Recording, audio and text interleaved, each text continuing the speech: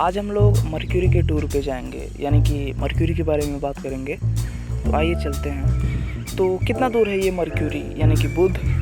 तो sir, mercury पृथ्वी से minimum 77 million kilometres दूर है और मैक्सिमम 222 किलोमीटर्स दूर है।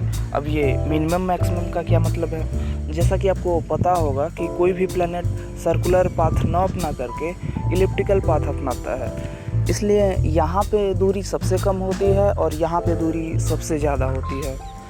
मर्क्यूरी सन के सबसे नज़दीक है, इसलिए सन का एक चक्कर लगाने में इसे ओनली 87.97 अर्थ डेज लगता है, जो कि हमारे सोलर सिस्टम में शॉर्टेस्ट ऑर्बिटल टाइम है। रोमन मिथोलॉजी में गॉड का एक मैसेंजर था जिसका नाम मर्क्यूरी था।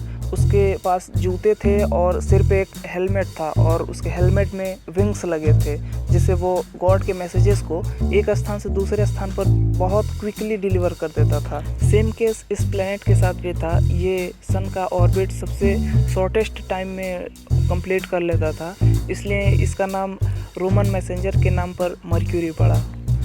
अब हम जल्दी से मर्क्यूरी के कुछ इम्पोर्टेंट प्रॉपर्टीज़ के बारे में जान लेते हैं। Area of Mercury is 74.8 million kilometre square. नहीं, हमें हिंदी में समझाओ। ओके, सो अगर आप एशिया और अफ्रीका कॉन्टिनेंट के एरिया को ऐड कर दें तो वो मर्क्यूरी के एरिया के बराबर होगा। टेम्परेचर दिन में 430 डिग्री सेल्सियस और रात में 180 डिग्री सेल्सियस एवरेज होता है।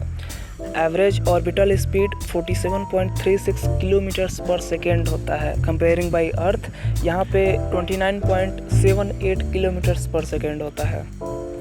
Gravity on Mercury 3.7 metres per second square और अर्थ पे सबको पता है 9.8 metres per second square. Aphelion of Mercury is 70 million kilometres and perihelion of Mercury is 46 million kilometres.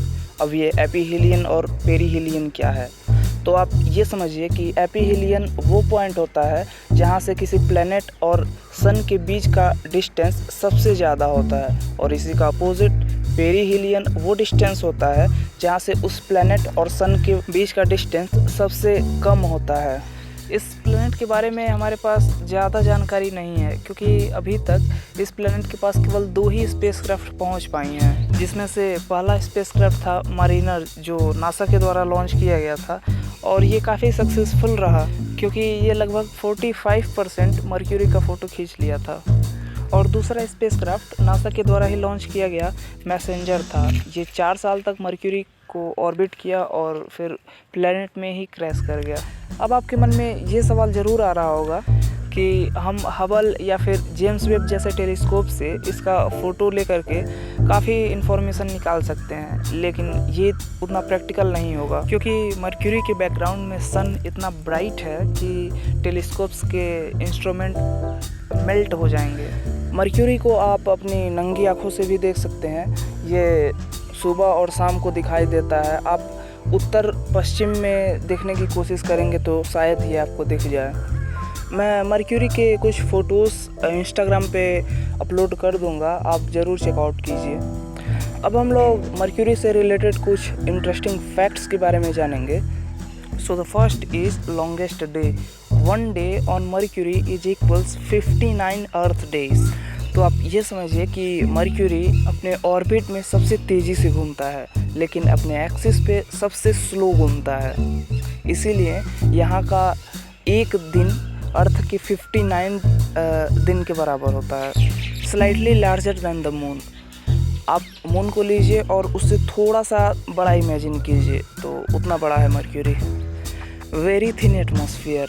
यहाँ का एटमॉस्फेयर इतना पतला है कि जब सोलर विंड्स आते हैं तो पूरा का पूरा प्लैनेट ही रेडियो एक्टिव हो जाता है। इसमें हाइड्रोजन, हीलियम, ऑक्सीजन, कार्बन, इन सब एलिमेंट्स की अधिकता है।